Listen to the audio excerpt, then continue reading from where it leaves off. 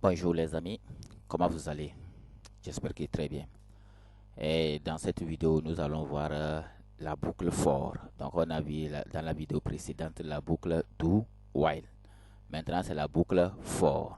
Ok. Abonnez-vous pour bénéficier de nos formations. Si vous n'avez pas encore abonné. Maintenant nous allons voir c'est quoi la boucle for, c'est-à-dire comment ça fonctionne. Ok. Cette boucle est un peu particulière puisqu'elle prend tous ses attributs dans sa condition et agit en conséquence. Donc au niveau de la boucle for, tout se met à l'intérieur de conditions. Là où on met les conditions, là, tout est là-bas. On initialise, on fait notre condition et on incrémente en même temps. Je m'explique jusqu'ici. Je m'explique. Jusqu'ici, nous avons fait des boucles avec déclaration d'une variable avant la boucle. Donc, quand nous avons fait la boucle while et la boucle do while, c'est-à-dire nous avons déclaré les variables à l'extérieur de la boucle. Après tout, maintenant, on a initialisé ça même, toujours là-bas, et on incrémente, on fait l'incrémentation de celle-ci dans la boucle. C'est dans la boucle maintenant on faisait l'incrémentation, ok. Or au niveau de la boucle, au niveau de boucle for, tout se passe au niveau de la condition. Là où on met les conditions, là, tout est là-bas immédiatement. D'accord. Mais depuis, on a une, il existe une autre syntaxe pour la boucle for depuis le JDK 1.5. Nous la verrons lorsque nous aborderons les tableaux. Donc pour le moment, comme nous n'avons pas encore vu les tableaux, nous n'allons pas aborder ce cas. C'est quand nous allons aborder les tableaux que vous allez voir ça. Maintenant, nous allons partir pour un exemple. D'accord. Ici, on a initialisé. Vous avez vu comment on construit la boucle for. On a mis for. On a initialisé la variable i à 1. Après, on l'a incrémenté. C'est-à-dire, on a donné la condition. Et après, on l'a incrémenté. Vous voyez ça, non? Et maintenant, voici la ligne et on commence. D'accord? Nous allons partir sur Eclipse pour le faire. Vous allez voir vous-même. Voilà, c'est parti. Donc, on met for et on ouvre nos parenthèses. On va déclarer une variable i.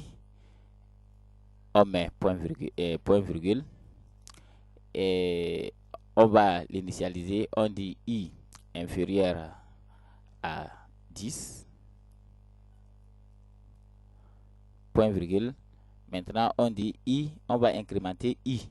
On dit i plus plus. C'est-à-dire, on est en train d'incrémenter notre i. D'accord? Pour cela, on va mettre notre valeur dedans. Ce que nous voulons que ça fasse, on met système.out.println. On dit,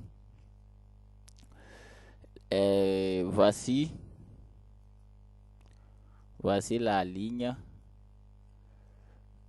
Et on va concaténer avec notre i. Voilà. Ici, il faut qu'on initialise. J'ai oublié d'initialiser, c'est-à-dire i. Donc, je lui mets égal 0. Voilà, j'ai initialisé maintenant mon i. D'accord. Et nous allons maintenant exécuter pour voir ce que ça donne. Voilà. On dit quoi? Voici la ligne 0. Voici la ligne 1. Voici la ligne 2, 3, ainsi de suite. D'accord? Vous-même, vous avez vu comment elle se produit. Donc, il est là, il fait. Voici la ligne, voici la ligne, voici la ligne. OK? Voilà, on continue. Bon, je vais mettre ici 1. Je vais l'initialiser pour qu'on commence avec la ligne 1. D'accord? Voilà. Donc, voici la ligne 1, la ligne 2, la ligne 3 jusqu'à la ligne. Maintenant, quand il arrive sur le 10e, il va venir maintenant, après avoir fait 9 ici, il va venir ici, il va faire plus plus. Quand il va revenir pour la deuxième fois, il va vérifier. Est-ce que 10 est inférieur à 10? Il va dire non et il sort de la boucle. Il ne va plus exécuter ce qui est dans la boucle. Donc, c'est comme ça se passe. On retourne sur notre cours. On continue. Voilà, vous allez sûrement remarquer la présence des points-virgules dans la condition. Vous avez vu, non? Quand j'ai mis int i, égale à 1, j'ai mis point virgule et non virgule. Il faut remarquer ça, c'est très capital. Sinon, si vous ne mettez pas point virgule, votre programme ne va pas se compiler. Ok? Donc, il faut sûrement remarquer les points virgule là. Donc, ce n'est pas virgule, mais c'est point virgule. Ok. On retourne. Nous pouvons aussi inverser le sens de la boucle. Voilà, c'est-à-dire on peut commencer de 10 à 0. Ok. Pour cela, nous allons retourner encore pour inverser la tendance. Vous allez voir. Je retourne ici. Au lieu que ici, ça soit I supérieur inférieur à 10, je vais mettre ici maintenant supérieur à 0. D'accord? Et ici, je mets 10 ici. Je mets 10 ici. Au lieu que je mette ici plus, je vais mettre ici moins, moins. Ok? Moins, moins. Oh. Moins, moins. D'accord? On va exécuter pour voir ce que ça va nous donner maintenant. Maintenant, c'est l'inverse de ce qu'on avait vu. Voilà. Vous avez vu, on dit la ligne 10, la ligne quoi, la ligne quoi, la ligne quoi, la ligne quoi, jusqu'à la ligne 1. Donc, c'est l'inverse de ce qu'on avait fait. Donc, au lieu de partir du plus grand, du plus petit au plus grand, on peut partir du plus grand aussi au plus petit. Ok, on continue.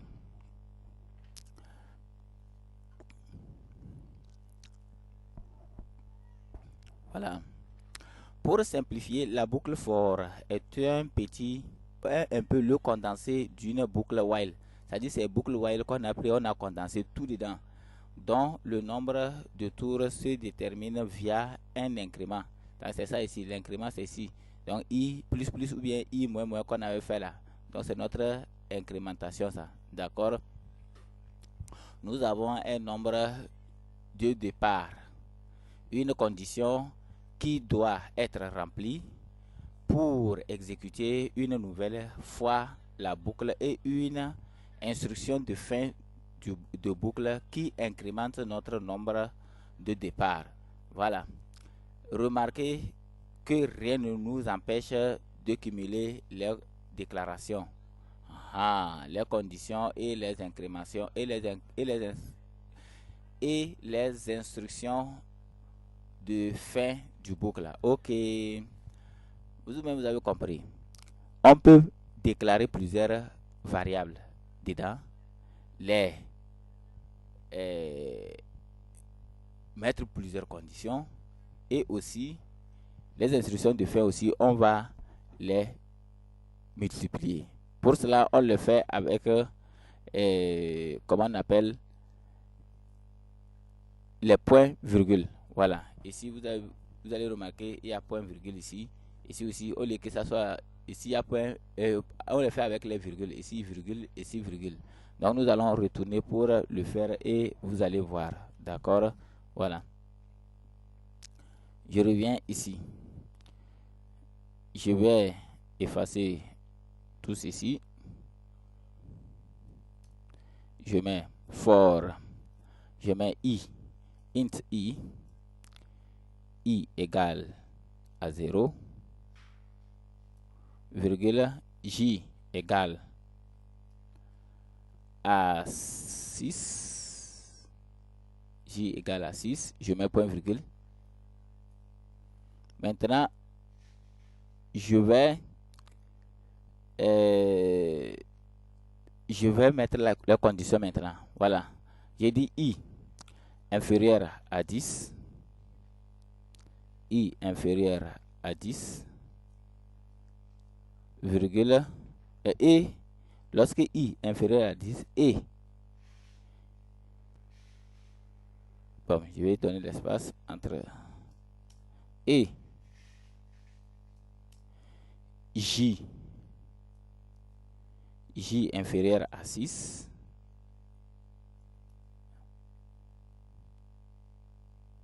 Je mets point virgule. Et je fais maintenant i plus plus. I plus plus.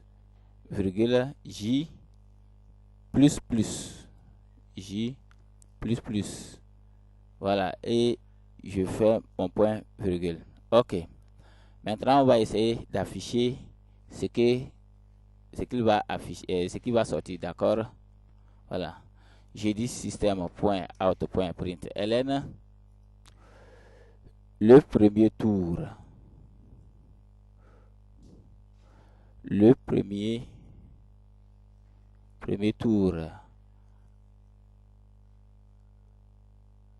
le premier tour J bien I.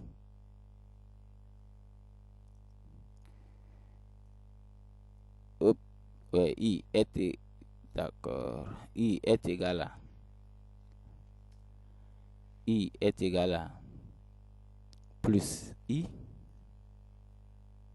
plus I, oh, plus I. Je vais mettre et je vais concaténer I est égal plus I. Ouais, il souligne. Pourquoi il souligne I? Il souligne I parce que j'ai mis point virgule ici. Je vais lui faire enlever. Voilà. I. Voilà. Plus.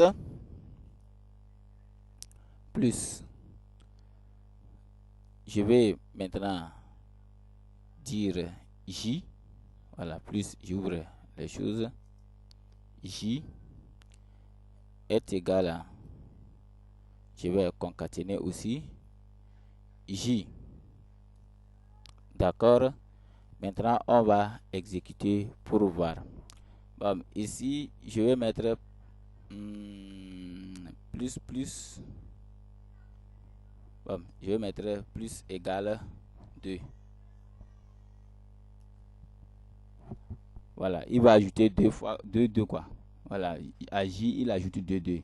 Vu que premier tour, il va faire, il va ajouter ici 2, on aura 4.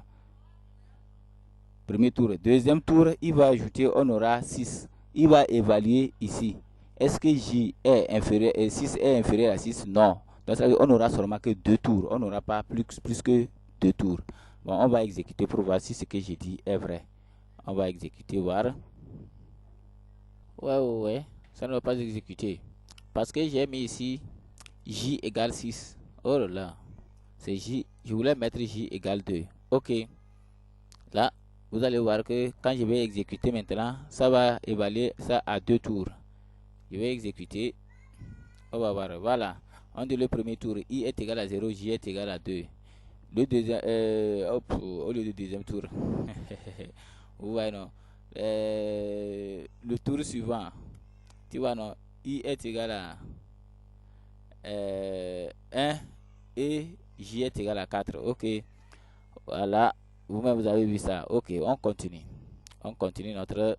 C'est-à-dire, on va terminer avec les boucles.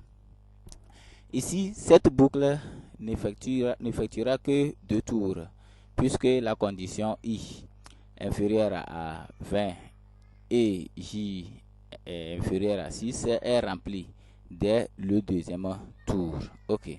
La variable J commençant à 2 et étant incrémentée de 2 à chaque tour du boucle. Donc, ça, vous avez vu, j'ai mis ici plus 2. Donc, à chaque tour, il ajoute à J plus, il ajoute à J 2. Donc, comme c'était 2, premier tour, deuxième tour, il va ajouter 2 plus 2, ça fait 4. Donc, c'est ce qu'il a fait et puis il a trouvé 4 là-bas. On continue. On va terminer avec la boucle for. Voilà.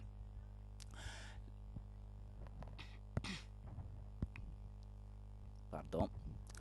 Les boucles vous permettent simplement d'effectuer des tâches répétitives. Donc, ça veut dire qu'on cherche à faire la boucle lorsqu'on veut que quelque chose se répète plusieurs fois. Ok, la même chose, ça se répète plusieurs fois. En ce temps, on